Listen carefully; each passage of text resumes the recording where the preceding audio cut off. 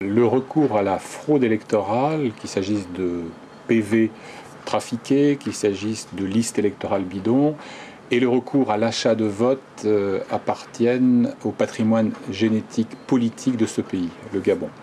Toutes les élections, notamment depuis la conférence nationale de 1990, ont été entachées de fraude systématique massive. Celle-ci n'a évidemment pas échappé à la règle. Alors, la fraude, oui. Pour l'anecdote, j'avais prédit, voilà 48 heures, que Ali Bongo serait proclamé vainqueur ce jeudi avec entre 40 et 45% des suffrages. C'était d'une certaine manière écrit. Il était exclu que le ministre de l'Intérieur annonce un autre résultat que celui-là. Car Ali Bongo Ondimba, candidat du Parti démocratique gabonais, donc du parti au pouvoir, fils de son père évidemment, bénéficiait d'une part des 10 ans qu'il a passé à la tête du ministère de la Défense, il bénéficiait aussi d'une fortune colossale, personnelle et familiale, qui lui a permis de disposer de moyens sans commune mesure avec ceux de ses rivaux.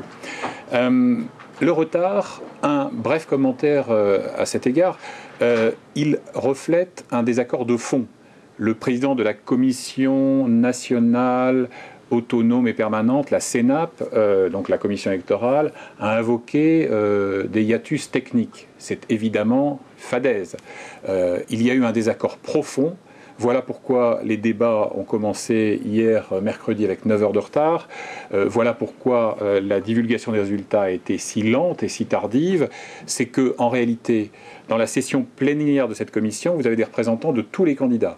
Et qu'en réalité, les émissaires des deux rivaux d'Ali Bongo, à savoir Pierre Mambundu, l'opposant historique, dit radical, et André Mbaobam, l'ancien ami d'Ali Bongo, candidat indépendant cette fois, ont refusé de signer le procès-verbal des délibérations et donc considèrent que la proclamation de la victoire du dit Ali Bongo est illégale. L'idée dynastique ou monarchique vient de très loin. Il est toujours utile de revenir à des écrits fondamentaux comme les mémoires du fameux Jacques Foccart, le sorcier africain du gaullisme qui sévira sous le général, mais aussi sous Pompidou, moins sous Giscard, de nouveau au temps de Jacques Chirac, et qui donc raconte qu'en 1985-86, un certain Ali Bongo demande avec beaucoup d'insistance un rendez-vous avec Jacques Chirac, qui est à l'époque Premier ministre de cohabitation. Et il obtient le dit rendez-vous avec toute la solennité protocolaire demandée.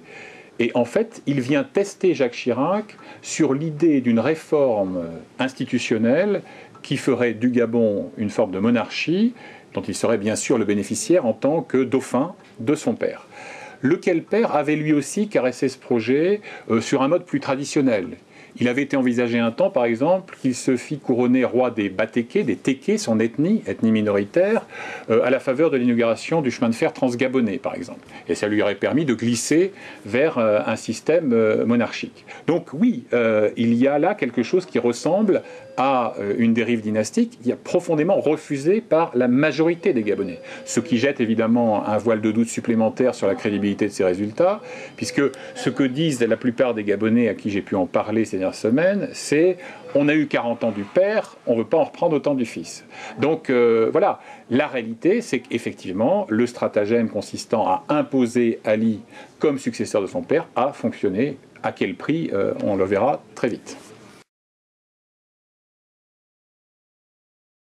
A minima, la France ne peut pas rester inerte s'agissant de la protection de ses ressortissants.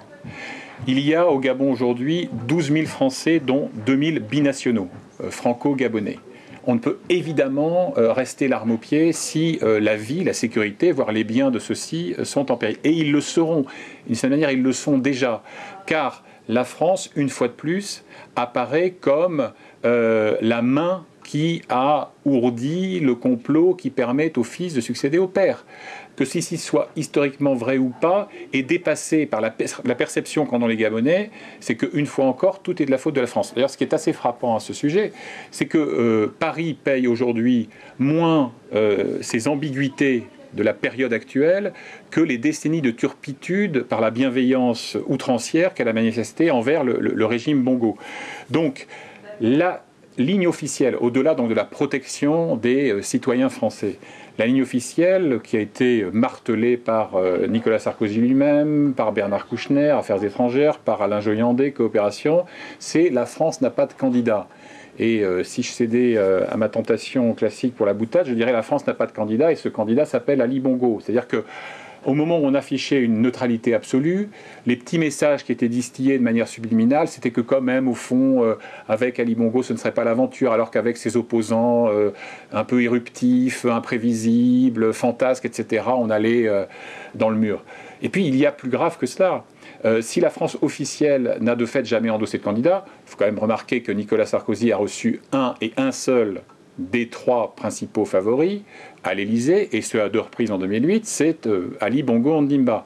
Que par ailleurs, il y a quelqu'un qui s'appelle Robert Bourgi, qui est avocat de profession, qui est une sorte d'émissaire officieux, gardien du musée vivant de la France-Afrique aujourd'hui, et qui, lui, a ouvertement soutenu Ali Bongo.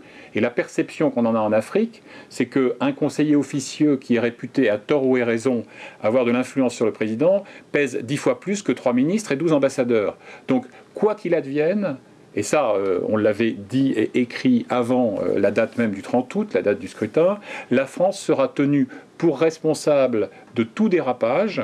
Et d'ailleurs, les marques d'hostilité sont déjà patentes à Libreville et Port-Gentil à l'instant où nous parlons, parce que la France paye les péchés accumulés pendant plus de 40 ans.